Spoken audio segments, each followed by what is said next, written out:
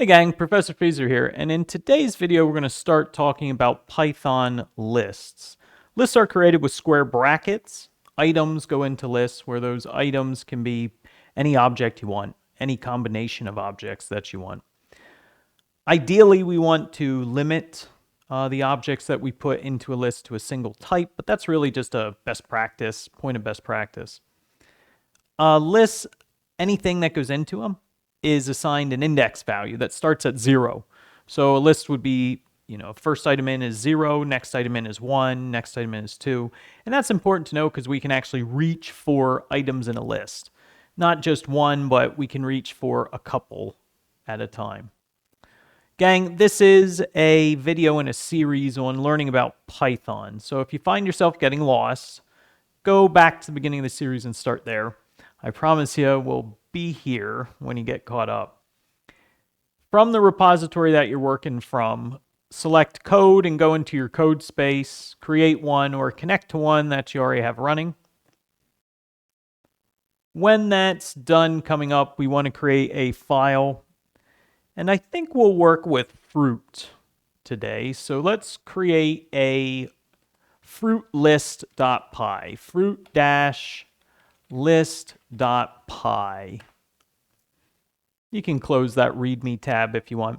We're going to put up here the the shebang, the doc string, the def main, and then the doc string for def main.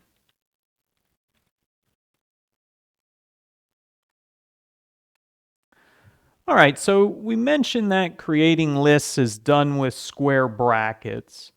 And we'll create a fruit list with square brackets. And in there, we'll put a strawberry, we'll put a lime, and we'll put a lemon. So that's 3 items where all those items are strings. Additionally, there is identifiers, indexes that are being applied to these items. Strawberry is in position 0. Lime is in position 1. Lemon is in position 2. 0, 1, 2. The indexes start at 0. Why is that important? Well, if we print out fruit, all you're going to see if we print out fruit is that list exactly. Just like that. But if we print out fruit and then we pass index 0, you're going to see just strawberry come out to the screen. And if we print out fruit square bracket 2, you're going to see just lemon come out to the screen. Now, additionally, we could print fruit square bracket. You can start at the back of the list. So if you use a negative index, -1 would be lemon. Just like if we said fruit square bracket -2, -1, -2 would be lime.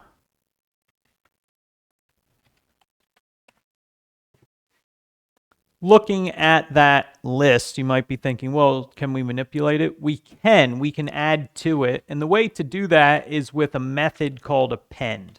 Remember, a method is just a function defined inside of a class. So in this case, fruit comes from the list class. The list class, when it was written, has a function inside of it. That function's called append, and we can use it because it's attached to this list. Right? The list actually contains the code for the append that we want to perform. In this case, we have to pass something to append, add to the end of the list. What we'll add to the end of the list is an apple. So we would predict that now we have a list that looks like this. Apple. So if we print fruit, that's what should come back to us. Now, if we wanted to, if you're going, well, okay, if we select -1, Is that still lemon? It's not, because the -1 position is now apple. So the indexes change. Strawberry's still in the 0th position. Or you could get to strawberry as well, -1, -2, -3, -4. We'll get you to strawberry also. There's other neat things we can do with lists. Let's create a second list. How about veggies? And our veggies can be carrots, and our veggies can be beets. So similarly, just like we saw with fruit, veggies has carrots in position 0 and beets in position 1. So we have 2 items here.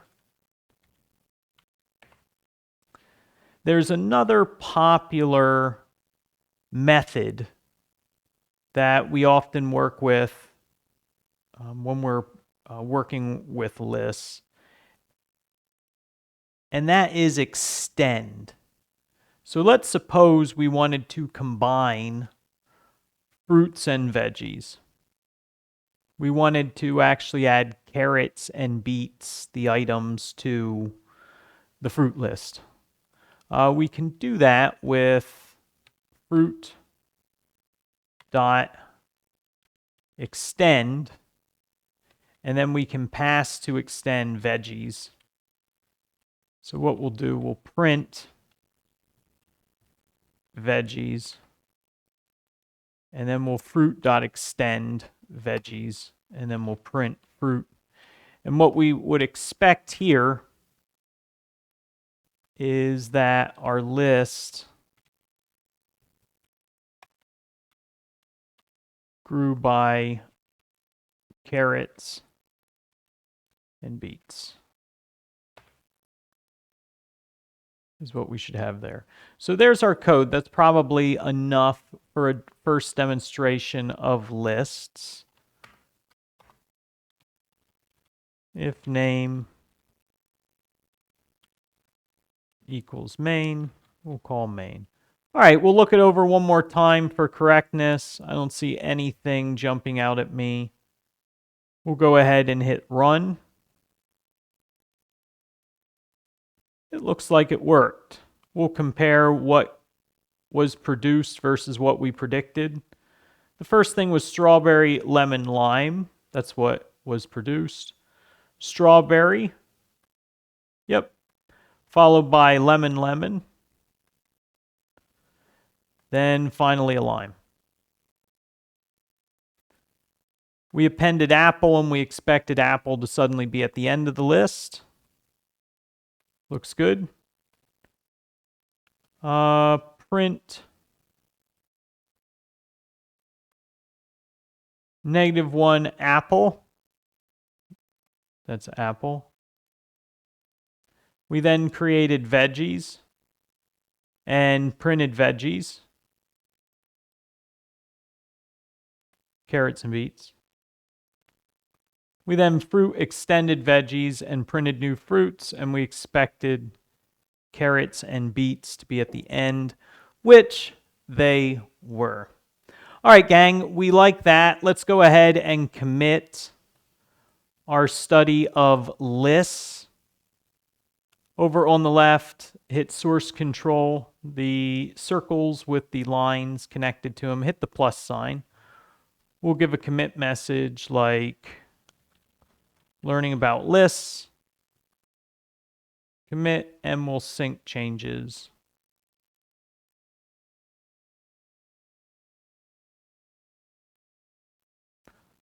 All right, fantastic. As long as we hop back and hit refresh and see our new list, fruit list, or our new file, fruit list, we're good. Wow, that was super straightforward. Lists are created with square brackets. First item in is given an index of 0. Last item is assigned -1. 0, 1, 2, 3, -1, -2, -3. We saw they have appreciable qualities or methods like .append and .extend. We saw that .append allowed us to add a single item, like a string, to the end of our list. We saw that extend allowed us to extend a list by a list. Gang, if you learned something in this video, go ahead and give me a like, hit subscribe. I'll see you in the next episode of Code with Feeser.